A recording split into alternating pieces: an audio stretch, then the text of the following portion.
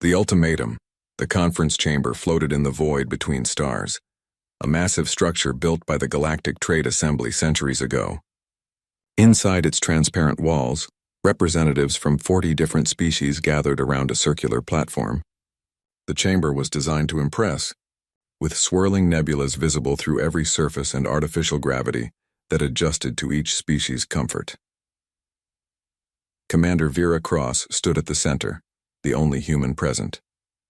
She wore a simple gray uniform with Earth's insignia on her shoulder. Around her, aliens of every imaginable form watched with varying degrees of hostility. Some had multiple eyes, others had none. Some breathed oxygen.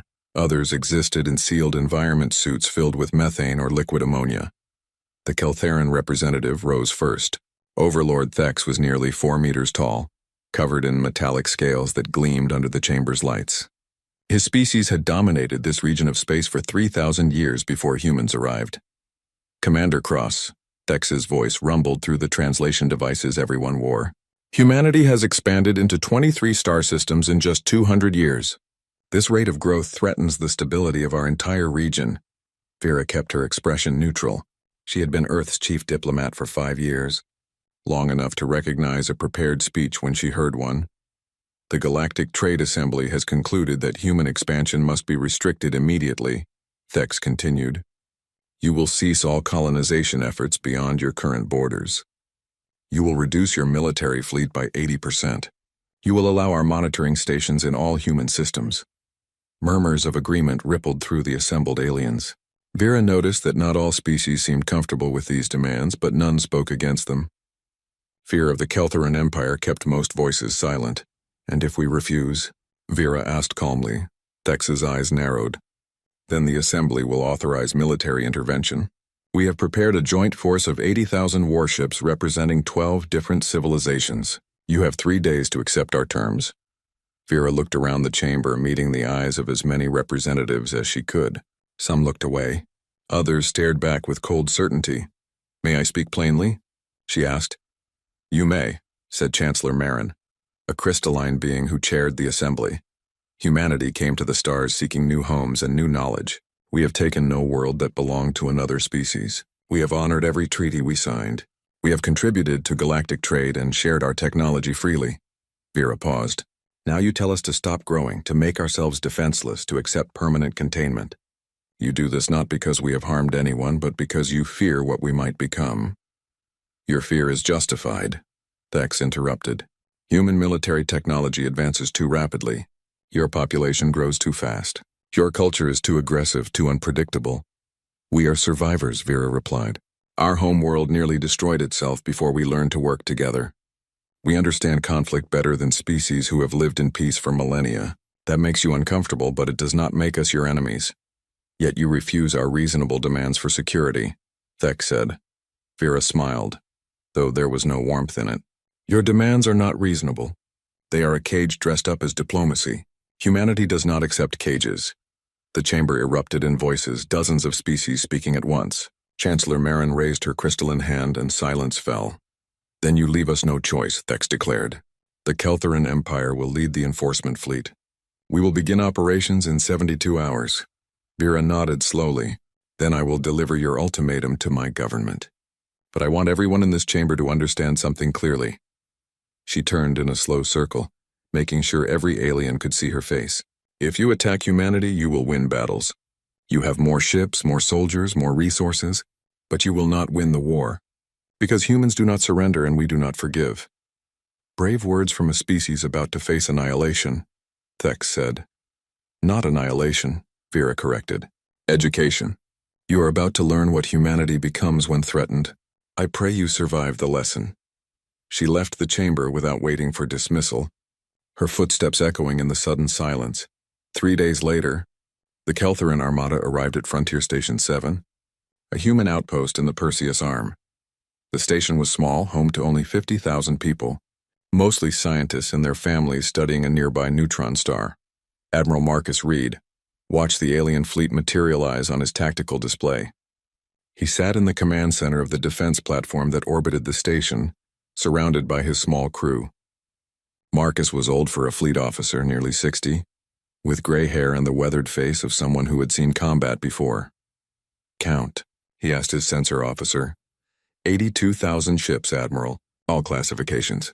They are deploying in standard battle formation. Marcus studied the display. The alien fleet spread out like a metallic cloud blocking the stars.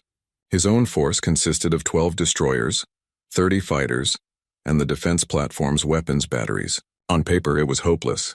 "Incoming transmission," his communications officer reported. "Put it through." Overlord Thex's image appeared on the main screen. "Human forces at Frontier Station 7. You are ordered to surrender immediately. Power down your weapons and prepare for occupation. You have 1 hour to comply." Marcus leaned back in his chair. "This is Admiral Marcus Reed, commanding Frontier Station 7 Defense Forces. We decline your generous offer." Thex's expression darkened. "You have no chance of victory. Your resistance will only cost lives." "Maybe," Marcus agreed, "but we will make you pay for every one of them." "How many of your ships are you willing to lose for one small station, Overlord?" "Your bravado is meaningless. We outnumber you 7,000 to 1. Marcus smiled. "Yes, you do. I suggest you remember that number. You're going to hear about it a lot in your nightmares." The transmission ended. Marcus turned to his crew. They were young, most of them, fresh from Earth's Naval Academy. They looked scared but determined. "All ships, battle stations," Marcus ordered. "Execute defensive pattern Omega. Make them come to us." The human ships did not charge forward to meet the alien armada. Instead, they fell back toward the station, taking positions among the sensor arrays and communication satellites that filled the orbital space. The alien fleet advanced cautiously. They had intelligence reports about human weapons but had never faced them in actual combat. Their commanders expected the humans to surrender once they realized the situation was hopeless. They were wrong. The first alien wave consisted of 3,000 fighters sent to probe the human defenses. They accelerated toward the station in tight formations, weapons powered and shields at maximum. They flew directly into the minefield that Marcus had spent 6 months laying. The explosions lit up space like a string of suns. Hundreds of alien fighters vanished in the first few seconds. The survivors broke formation trying to maneuver around the mines, only to discover that the weapons were mobile, tracking their movements and adjusting position. "First blood," Marcus muttered. "Sensor officer, give me damage assessment on their main fleet." "Minimal, sir. The mines only caught their scouts. As expected. Communications broadcast on all frequencies. Tell them this is their last chance to withdraw." The response came quickly. 20,000 alien ships surged forward, main weapons firing. Energy beams and missiles filled the space between the fleets. The human defense platform's shields flared as weapons struck home. But Marcus had positioned his ships carefully. Each human vessel was partially hidden behind debris, asteroids, or station infrastructure. The aliens fired at where the ships appeared to be, but the humans had moved by the time the weapons arrived. Meanwhile, human return fire was precisely targeted. Every shot aimed at engines, weapons, or command centers. The humans were not trying to destroy alien ships, they were trying to cripple them, leaving damaged vessels floating in space to block the path of advancing forces. "They are adapting," the tactical officer reported, changing formation to heavy assault pattern. "Let them come," Marcus said calmly. "All fighters execute harassment run. Do not engage directly. Make them chase you."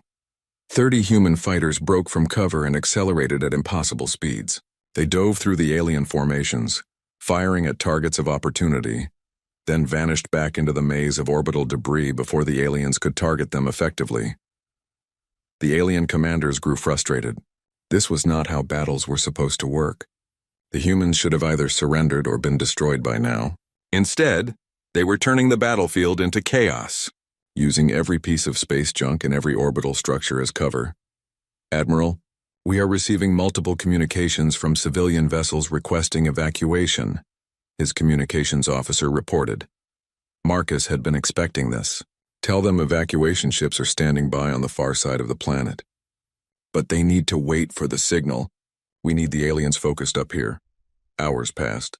The battle became a grinding exchange of fire, with neither side able to gain advantage. The aliens lost ships steadily to human precision fire and hidden traps. The humans lost fighters and took increasing damage to their defense platform. But Marcus was not trying to win this battle. He was buying time and making the aliens pay a price they would remember. On the 8th hour of combat, the defense platform's shields finally collapsed. Energy beams tore into the structure, ripping through armor and interior spaces. Marcus felt the deck shudder beneath his feet. "All personnel evacuate to the emergency ships," he ordered. "Communications, send the final message to Earth. Tell them Frontier Station 7 held for 8 hours against 80,000 enemy ships. Tell them we made them bleed." As Marcus led his crew to the escape pods, he looked back at the tactical display one last time. The aliens had lost over 2,000 ships. Not much compared to their total force, but far more than they had expected. The escape pods launched toward the planet below, joining the civilian evacuation ships that had been waiting. The alien fleet, exhausted and damaged, did not pursue. They had won the station, but they had learned something that filled their commanders with dread. Humans did not fight to win. They fought to make victory so expensive that their enemies would think twice about the next battle. Overlord Thex stood on his flagship bridge, staring at the casualty reports. 2,300 ships lost or damaged, 8,000 crew members dead, all to take one minor human outpost. "What are the estimates for conquering all human systems?" he asked his chief strategist. The strategist hesitated. "At this rate of casualties, Overlord, we would lose the entire fleet before completing the conquest." Thex said nothing. He was beginning to understand that humanity had just taught the galaxy its first lesson. The war had barely begun, and already the outcome was uncertain. On Earth, Admiral Marcus Reed's final message arrived at military headquarters. The room fell silent as commanders read the report. Then someone started clapping. Others joined. Within moments, the entire command center erupted in applause. They had lost Frontier Station 7, but they had proven something vital. Humanity could make the aliens bleed, and if they could make them bleed, they could make them afraid. The real war was about to begin. The response 6 months had passed since Frontier Station 7 fell, and the galaxy had learned to fear empty space. The Keltheran Armada had captured 3 human colonies, but each victory felt like defeat. The aliens controlled the ground, the orbital stations, the major cities, yet they did not control the humans themselves. On New Terra, resistance fighters moved through underground tunnels that stretched beneath the capital city. Captain James Porter led his team silently, their footsteps muffled by the soft earth. James had been a cargo pilot before the war, transporting supplies between colonies. Now he transported something far more dangerous. Hope. "Target ahead," whispered his second-in-command, a young woman named Lisa Chen. She was the sister of Dr. Sarah Chen, Earth's leading physicist. Lisa had refused evacuation when the aliens came, choosing to fight instead. James peered around the corner. An alien supply depot sat above them, its lights visible through ventilation grates. Keltheran soldiers moved between storage containers, unaware that humans watched from below. "Plant the charges," James ordered. "We have 10 minutes before their patrol returns." His team moved efficiently, placing explosive devices at structural weak points. They had been doing this for months, learning the alien routine, studying their weaknesses, striking when they least expected it. "Charges set," Lisa reported. "Remote detonation ready. Fall back to safe distance." They retreated through the tunnels, moving quickly but carefully. Behind them, the charges waited in silence. When they were a kilometer away, James pressed the detonator. The explosion shook the ground. Dust fell from tunnel ceilings. In the distance, they heard secondary explosions as stored ammunition cooked off. "That is 43 successful strikes," Lisa said with satisfaction. "The aliens are running low on supplies in this sector." James nodded. "Good, hungry soldiers make mistakes. Tired soldiers get careless. We keep hitting them until they cannot function." This pattern repeated across all occupied human worlds. The aliens held territory but could not hold peace. Every road might hide a bomb. Every building could contain snipers. Every human civilian might be a resistance fighter. The occupation forces lived in constant fear, never safe, never resting. In orbit above Earth, Dr. Sarah Chen stood in her laboratory aboard the research station Galileo. Around her, holographic displays showed complex mathematical equations. Her team had been working nonstop for 6 months, driven by desperation and determination. "Dr. Chen," her assistant called. "The final test results are ready." Sarah turned from her calculations. She was younger than her sister Lisa, only 32, but the stress of the past months had added years to her face. Dark circles shadowed her eyes and her hands trembled slightly from too much coffee and too little sleep. "Show me," she said. The test data appeared on the main display. Sarah studied it carefully, checking every number, every variable. Her experimental gravitational weapons represented humanity's best hope for turning the war around. If they worked, human forces could strike the alien fleet with unprecedented power. If they failed, Earth would have wasted 6 months and countless resources. "The gravitational field generators are stable," her assistant reported. "Power output exceeds projections by 12%. Targeting systems are functioning within acceptable parameters." Sarah allowed herself a small smile. "Then we are ready for full-scale production. Contact Admiral Reed. Tell him the gravitational weapons are operational." Admiral Marcus Reed received the message in his office at Earth's military headquarters. He had survived Frontier Station 7 and been promoted to command of humanity's entire fleet. The responsibility weighed heavily on him, but he carried it with the same determination that had kept him fighting when all seemed lost. "Gravitational weapons online," he read aloud. "Finally. Some good news." His chief of staff, Colonel Anderson, looked up from his own reports. "How soon can we deploy them?" "Dr. Chen estimates we can arm 50 ships within 2 weeks. The weapons require significant power, so only our largest vessels can carry them." 50 ships against 80,000, Anderson said. "Still long odds," Marcus smiled grimly. "We are not going to fight their entire fleet at once. We are going to hit them everywhere simultaneously. Make them spread their forces thin, then crush them piece by piece." He activated the holographic map of human space. Red markers showed alien-occupied systems. Blue markers showed human-controlled territory. Yellow markers indicated contested zones where fighting continued. "We launch coordinated strikes across 12 systems," Marcus explained, pointing to specific locations. "Hit their supply lines, destroy their communication relays, eliminate their repair facilities. We make them choose between defending their conquests and maintaining their fleet. They will call for reinforcements from their home systems," Anderson noted. "Let them. Every ship they pull from home defense is one less ship protecting their core worlds. We are playing the long game now, Colonel. We hurt them. Make them bleed. Make them spend resources they cannot afford to lose." Anderson studied the map. "This will require perfect coordination. If any attack fails, the aliens will realize our strategy and adapt. Then we do not fail," Marcus said simply. "Contact all fleet commanders. Begin Operation Retribution." Across human space, warships prepared for battle. In shipyards around Earth, Mars, and the outer colonies, workers installed Dr. Chen's gravitational weapons. The devices looked deceptively simple, cylindrical modules that attached to a ship's main power core. But their effect was devastating. Gravitational weapons created localized distortions in space-time, crushing anything within their field of effect.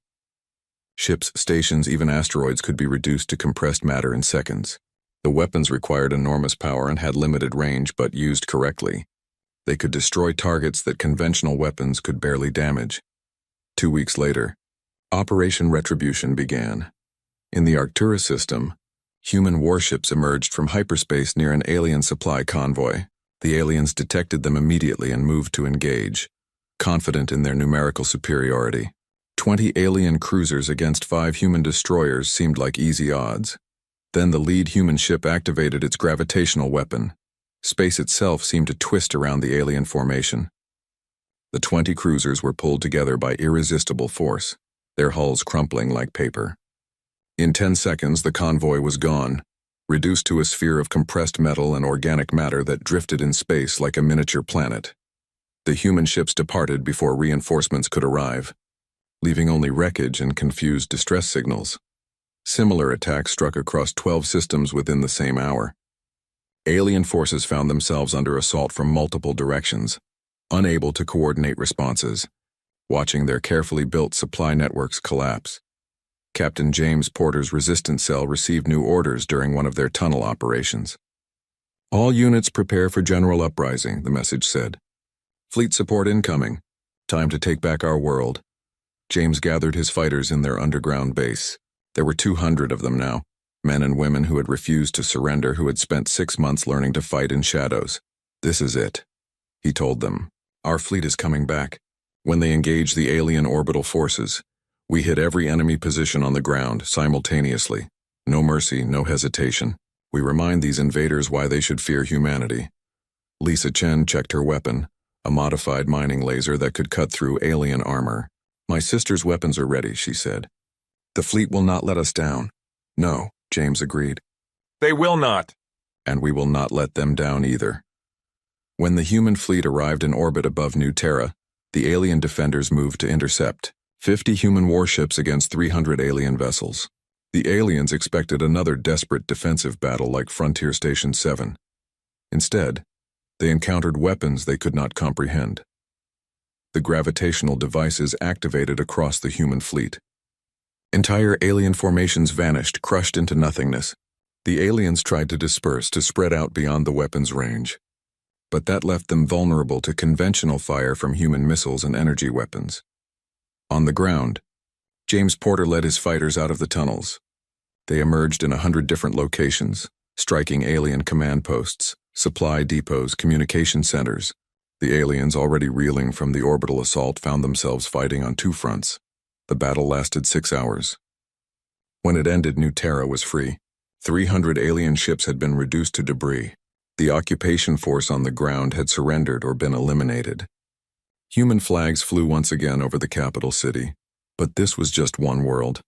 Operation Retribution continued across human space. Every occupied colony saw similar battles. Human forces struck with precision and overwhelming power, targeting alien weaknesses, exploiting every advantage. The psychological effect was even more devastating than the military victories. The Keltheran Empire had believed itself invincible. Now their ships were being destroyed by weapons they could not counter. Their soldiers were being defeated by guerrilla fighters they could not find. Their supply lines were being cut by raiders they could not catch. Overlord Thex watched his empire crumble from his flagship bridge. Reports flooded in from every front. Defeats, casualties, equipment losses. The numbers were staggering. "We must withdraw," his chief strategist urged. "Consolidate our forces, establish defensive positions in our core systems." "Withdraw?" Thex's voice was hollow. "We came here with 80,000 ships to crush a species we believed inferior. Now you tell me to run? We underestimated them, Overlord. The humans fight unlike any species we have encountered. They do not value honor or glory. They value victory no matter the cost."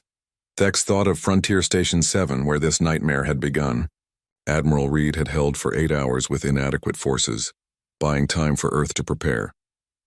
Every battle since then had followed the same pattern. Humans trading time and lives for strategic advantage, always thinking ahead, always planning the next move. "What are our casualty numbers?" Thex asked quietly. 43,000 ships lost or damaged, 200,000 crew members dead, 57 occupied worlds recaptured by human forces. Our supply network is destroyed. Our repair facilities are gone. Our communication system is compromised. 43,000 ships, more than half the invasion fleet. Thex felt something he had never experienced before. Fear. Not fear of death in battle, but fear of an enemy that would not stop, that could not be reasoned with, that would pursue vengeance to the ends of space. "Contact the other species in our alliance," he ordered. "Ask them if they wish to continue this war." The responses came quickly. Every species wanted out. The crystalline beings, the aquatic meridians, the gaseous vrelthics. All of them had lost too many ships, too many people. All of them had learned the same terrible lesson. Humanity was not prey. Humanity was a predator that had been sleeping. 3 days later, peace envoys approached Earth. They came in unarmed ships, broadcasting messages of surrender.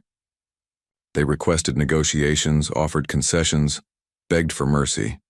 Admiral Marcus Reed met them in the same conference chamber where Vera Cross had stood 6 months earlier. But now the situation was reversed. The aliens sat in the supplicant positions while Reed stood at the center. "We propose immediate cessation of hostilities," the Keltheran envoy said. His voice lacked the arrogance that Overlord Thex had displayed. "All occupied human worlds will be returned. We will pay reparations for damages. We ask only for peace." Reed studied the assembled aliens. Some looked defiant. Most looked defeated. All of them looked afraid. "Here are humanity's terms," Reed said coldly. "Complete withdrawal from all human systems. reparations equal to 3 times the cost of rebuilding our colonies, formal recognition of human sovereignty over any system we choose to settle, permanent demilitarization of all species that participated in this invasion. Those terms are harsh, the envoy protested weakly. You began this war, Reed reminded him. You chose to attack peaceful colonies. You killed millions of our people. These terms are generous compared to what you deserve. The envoy looked at his companions. None of them offered support. They all knew the truth. Humanity could dictate any terms it wanted. The alternative was continued war, and none of them would survive that. We accept, the envoy said finally. Reed nodded. Good. You have 1 month to begin withdrawal. Any delay will be considered an act of continued aggression. The aliens departed, defeated and humiliated. Reed watched them go, feeling no satisfaction in victory. Too many humans had died. Too many colonies had been damaged. The cost of this war would take generations to fully heal. But humanity had proven something vital. They had shown the galaxy that they could not be bullied, could not be contained, could not be defeated. Any species that challenged them would face the same choice: peace on human terms or destruction. 5 years later, Admiral Marcus Reed stood on the observation deck of a new station in the Andromeda sector. Human space had doubled since the war ended. New colonies flourished on worlds that had once seemed too distant to reach. Trade agreements with dozens of alien species brought prosperity and knowledge. But Reed knew the galaxy watched humanity with fear. The species that had once dismissed humans as upstart primitives now gave them cautious respect. No one wanted to fight them again. No one dared to challenge their expansion. Dr. Sarah Chen joined him at the observation window, looking out at the stars.